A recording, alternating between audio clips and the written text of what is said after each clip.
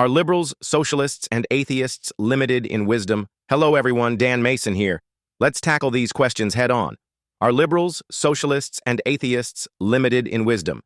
Some people trust chance. I trust design. Let's see which makes more sense. 1. How many genders exist? God created 2. Science confirms it. Genesis 1:27 says, male and female he created them. Biology agrees. Chromosomes determine sex, XX for female, XY for male. Over 99% of humans fit this pattern.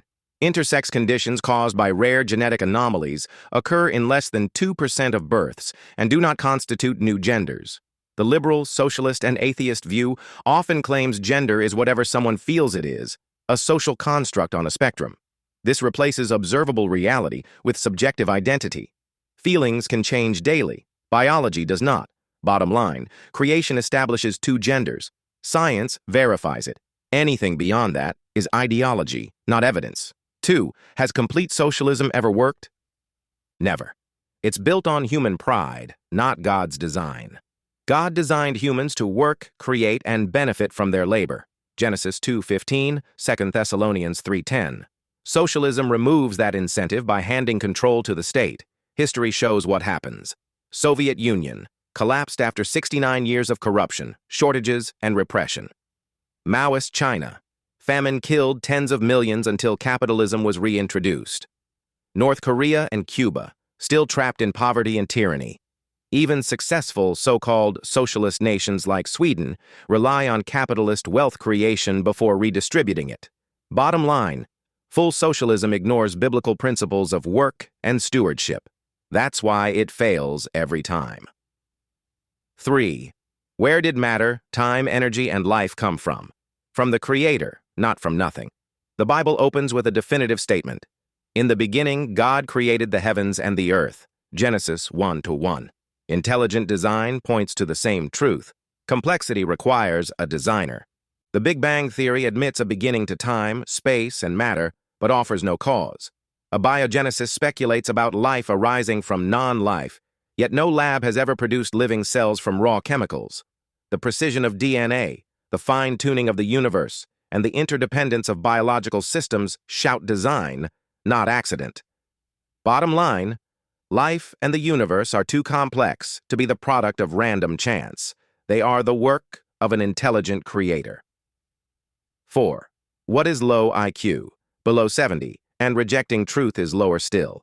IQ measures reasoning ability, with 100 as the average. Scores under 70 indicate intellectual disability. But rejecting truth, despite clear evidence, is a deeper failure, spiritual blindness. Romans 1:22 says, professing themselves to be wise, they became fools. Bottom line, low IQ can be measured in a lab. Low wisdom shows in denying God's truth. 5. High IQ, low IQ choices. Brains don't equal wisdom. A person can have an 130 IQ and still live foolishly if they ignore God's design for life. High intelligence without moral grounding produces arrogant, destructive choices. A brilliant investor can ruin himself with greed. A genius scientist can defend theories that deny the obvious signs of design. An educated politician can support policies that destroy families and economies. Psalm 111:10 says, the fear of the Lord is the beginning of wisdom. Without that, intellect is just fuel for bad decisions. Bottom line, wisdom comes from God. IQ without him is dangerous. 6. Do atheists and socialists get a free pass on evidence? In some circles, yes, and that's the problem. Atheists claim there's no God but can't prove it. Socialists promise equality but ignore the historical record of failure. In universities and media dominated by secular progressivism, these claims often go unchallenged because they align with the prevailing worldview. Scripture warns against such echo chambers. The fool says in his heart, there is no God. Psalm 14:1. When people reject God as creator, they lose the ultimate standard for truth and accountability. Bottom line, atheists and socialists can escape scrutiny in friendly environments, but their beliefs crumble under God's truth and historical reality. Final word, wisdom isn't measured by IQ or degrees. True wisdom begins with recognizing the Creator, adhering to His design, and rejecting man-made ideologies that lead to ruin. Thanks for watching. If you want to dive deeper into any of these issues, just let me know which one. Please like and subscribe.